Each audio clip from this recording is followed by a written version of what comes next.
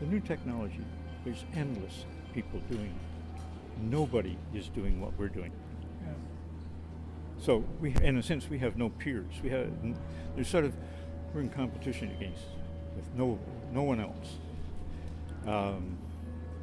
and that makes a difference. It comes from a different time, and as spasm bands are, spasm bands basically poor bands out of New Orleans, where they made their own instruments, cigar box violins and gut buckets, basses and one thing another, and any old horn that you could get a hold of.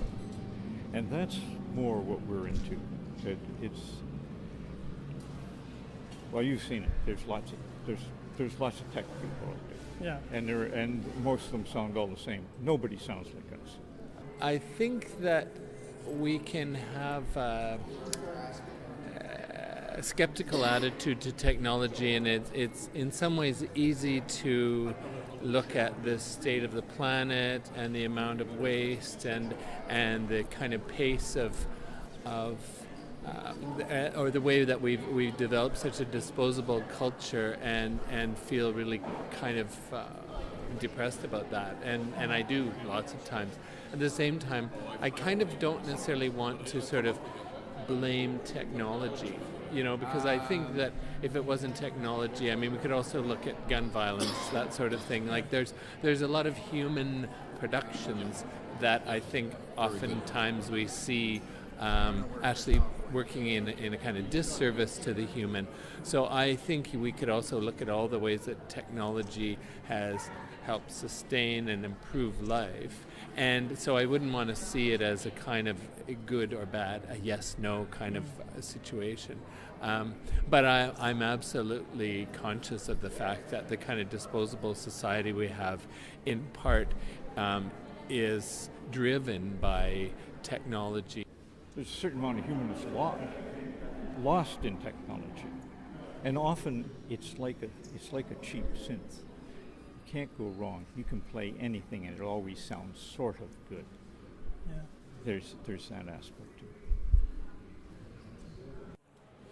I don't think I'm fully like one way or the other. Like I think there's a lot of great things that come along with the advancements of technology, but I think that we can't, like, in order to get, like, fully like get those great things, we have to like realize all the negative things and the social issues and stuff like that comes along with it. And So. who you blame, technology or human? Humans. I don't really blame technology. Like, I mean, it's only here because we've created it, pretty much. So humans, I think technology can be used for really good or really bad. It's just the way that humans use it. So I'm not sure. Technology's never really improving. I don't know. Are we really in a better place because we all have smartphones now? Not really. It just makes life more complicated. And if you have like this stuff at home, you will throw it or keep it? I would probably throw it out. But I don't even own a TV, so. Why did I keep it? Yeah. Still works. Still works. I keep it because it still works. It's pretty simple. I mean, yeah, my parents still have one in their room too. Like, Yeah. Well, in the computer lab where I work, we're constantly retiring equipment that's perfectly good, that's still functioning. It's 10 years old, but we're sort of being forced to replace it because there's an expectation that we'll always have new stuff. Just saw a really fascinating art piece by a guy named Evan Holm, and he's really concerned that, or he's interested in the problem that society is inexorably heading towards an abyss, and we're just kind of ignoring that direction. There's a beautiful piece where he submerges a turntable in black water and plays it. So check it out online. It's pretty interesting. But you know what? I have a lot of faith because what I think is that the plants will come back. Yeah. The humans will destroy everything. Yeah. But like 10 minutes after we're gone, plants and animals will emerge and take back over. Just look around, anywhere there's a crack in the pavement, something's coming up and taking over. Yeah. So we can kill each other, but I don't think we can kill the planet totally. There's a lot of misuse of technology, yes, but I think there's also lots of ways in which humans actually not only have created technology as a remarkable set of tools, but use it for remarkable things. Probably it's the market that is more at fault than the technology. You know, it's the idea that somehow this is a commodity that needs to constantly be being renewed and sold and that kind of thing. So in some ways I'd rather blame sort of market forces as opposed to the technology itself. Yeah. The improvement of technology? Well, if you think about it from a medical perspective, yes. Okay. From social interaction, yeah, I don't know. I don't know. I don't know how to answer it. There's obviously things that are really amazing about it, and then there's other things that are really alienating about it. Technology changes, but I don't really think that viewing in terms of improvement or the opposite is the way to examine the changes in technology. And do you prefer to go back? No, I'm not nostalgic about a prior era. I mean, things are changing, and it's good to be critical and skeptical and worried about surveillance and corporations, but it's inevitable. You can't stop it. I don't know. This is like gorgeous. And it's amazing, but it's old. Like, people kind of like the aesthetically new, I think, which is not a bad thing, but this is why it makes good art. Like, this is amazing. This is an amazing thing. Yeah. I don't have any of this stuff at home. I don't think. I have some of these at home. Yeah. No. Okay, toasters, microwaves, washing machines from the past work so much better than new electronics, because I feel like new electronics, they figured it out that if you put like a Lifespan. a lifespan on it and have an end date where it kills itself. There's a word for that, but I can't think of it.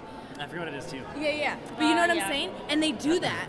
Like, an iPod is gonna stop. Like, they're gonna stop, and it seems like every 5 years my iPod dies, right? Okay. And I've only had that experience for like 10 years, if that, because I didn't Yeah, have my it, you know what I iPod mean? from like 2003, they it just still die. works now. But like the ones that are Right. like the first one, Go- like the yeah. And then they the- realize that doesn't if I a have like an screen. end date, you're gonna have to. It's marketing to come back and want to buy another one. That's also true that they tend to make newer technology so that it lasts less time. Partly because the logic boards and the RAM and all that stuff changes so rapidly, the technology, so they want to ensure that again the cycle is shorter and shorter. So it's good for them. Sometimes it's good for us because we can work faster, but it's mostly good for them. Yeah. Last question. Okay. If you have this stuff at home, you will keep it or so? I keep a lot of stuff. I don't necessarily keep it. I really keep it in a box, saying, "Oh, maybe one day I will use it." Okay. So it varies. It depends. And then sometimes, I look at the box. Oh, I haven't used this in 10 years. Okay, I will. But first I will try to find somebody who might want to use it. I don't. It's funny because sometimes we put stuff on the street, and then in 10 minutes it's gone. Yeah, right. Perfect. It's great. Do you think a human will be like this? A human will be like that? No. In Why? 2050? Yeah. Like, we'll look like that? I don't think it will happen. I think that we might come close to it, but I feel like there'll be a point when people will just decide, like, no, like, we're not going to let technology, like, overpower us so much, especially because, like, people of lower classes and things like that won't be able to, like, afford it and things like that. So there's going to be such a huge class difference that I don't think that people will even let it happen, even if it was going to. So that in certain jobs, I mean, in other jobs, like, say, repairing cars, I think there'll still be lots of jobs. You're not going to ship your car overseas to get it fixed and then ship it back. Maybe you'll buy a new car in 2030 if it breaks, or if it runs out of gas, you just get a new one.